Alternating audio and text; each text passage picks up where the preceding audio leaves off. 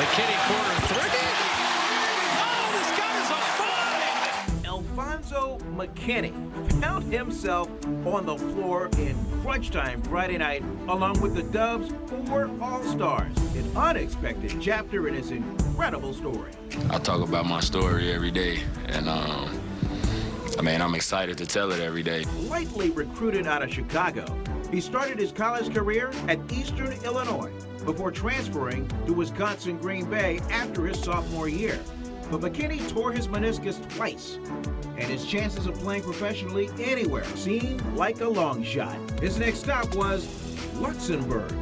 As a member of the East Side Pirates, the worst team in the country's lowest division, he made $1,500 a month. From there, he was off to the Mexican League in the summer of 2016.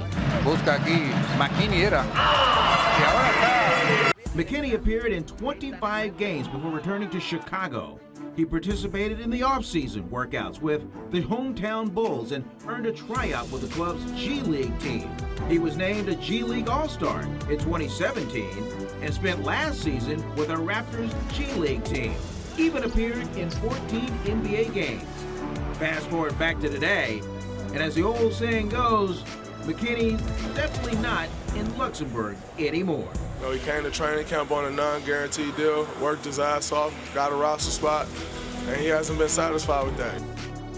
He's the man of the hour. To my left, Alfonzo McKinnie has joined us, and I'm trying to wrap my head around this. I mean, here, it's Friday, it's the Timberwolves game, it's at the end of the game. Did you have a moment where you looked around and you were surrounded by the 4 All-Stars on the Warriors and go, oh, snap, what am I doing here? Yeah, I think I kind of looked at it as it's the fourth quarter, and I'm like, I'm in the, it's a crunch time, close game. Right. And, it was points I found myself like guarding Jimmy Butler, and I'm just like, man. Correct me if I'm wrong. Is it true? I mean, because there's all kinds of stories about you now because you're this overnight sensation. Is it true that you actually were at some bar and you wanted to see the NBA playoffs? Maybe you were playing in Mexico at the time, and you had to actually pay a guy just to turn the channel so you could watch the NBA. Yeah, when I was in Mexico, I used to go to Buffalo Wild Wings. Oh, okay. And watch all the playoff games, and yeah, it's crazy. What was the toughest point, whether it's Luxembourg, Mexico, what was the toughest point, moment, period for you where you're just thinking, man, am I going to make something out of this or what? It definitely had to be Luxembourg. I went to college like 3 hours away from Chicago, so I was always close to Chicago, close to my family. But, I had to go over to Luxembourg, and, I was the only American on my team at the time, and thousands of miles away, and, I think I was like in a culture shock. And yeah, because you'd never been out of the country before, had you? Yeah, I've been to the Bahamas, but I was right. with teammates, and nothing against Luxembourg, but Luxembourg's about the size of this TV set, right? Yeah, it's a pretty small country. Okay. But, yeah, I think that probably was my toughest time because it was a time that I had to, just look at myself in the mirror and, think about like if this is this really what I want to do. Were you thinking of the NBA then? I mean, I used to watch it. But being a part of the association, you weren't even thinking about that, Nah. were you? When did that happen, where it went from a thought to a dream to a hope to a reality?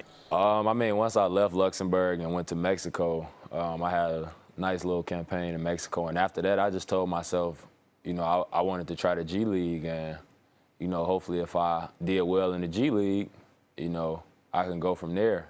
You actually had to pay for your tryout, is that right? Yeah. Wow, and that what, 175? Yeah, something like that. Wow, is it one of those things? Well, geez, I gotta scrounge up the money just to get the opportunity. Yeah, now when I look back at it, it was all worth it. Fast forward to this year, boy, man, Warriors go to Chicago, and what happened that day? Well, you buy your mom a house in the morning, you close that, and then tell the folks what happened. What unfolded after that on the double-double night? Just being in Chicago is always an exciting moment for me. Mm-hmm. I started the day, signed off on some documents to get my mom a house. Wow, I had a boy on that one, buying your mom a house. Yeah, that's probably one of best moments, ever to me. That's something that she wanted, and that's something that she's been wanting. And, for me to be able to do that, it's the ultimate blessing. And before you even got on the court, it was already an expensive day. You close on a house. I don't know what you spent on tickets for friends and family. How many friends and family in the building? I probably bought like 8 tickets. Wow, only 8? Man, yeah, only 8. Single digits, okay. Yeah, but a lot. I would have thought maybe 30, 40, whatever, Nah, a lot of family and friends, they had already purchased tickets. Oh, okay. I hit my first shot and, hit the second shot, and now I'm like, hold on, like I'm kind of in a groove, and I hit 2 more that first half, and finished the game off 19-10, and what a homecoming. Right. The day was great. You probably have never seen a following like this ever before. Warriors, especially when they go on the road. This is like the Beatles. It's crazy. I don't know how they find out where you're staying, but somehow they find out where you're staying. They find out where you like to eat. There's just no getting away. That's funny you say that. I was telling a couple of my friends that I was like everywhere we go, like when we pull up to the hotel, when we leave for shoot around, when we leave for practice, I'm like, these people know the exact times, and I'm like how do they find that out?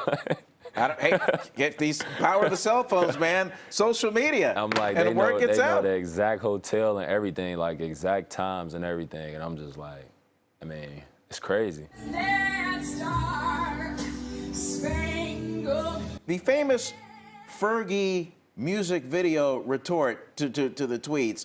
I have it on good authority. It appeared on your Instagram page. Is that correct? Yeah, I posted it first. All right, you posted it first.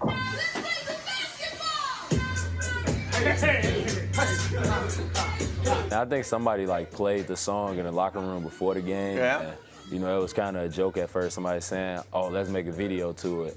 But then after the game, I actually made a video, and I told them if you guys gonna make a video, I want to be a part of it.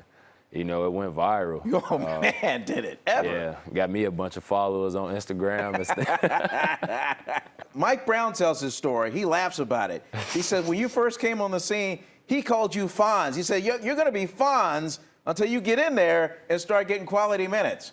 Yeah. True? Yeah, so this is what it was. Everybody had their own kind of nickname. Right. And, I told everybody to call me Zoe. Okay. I feel like it's simple and easy. But Coach Brown decided to call me Fonz.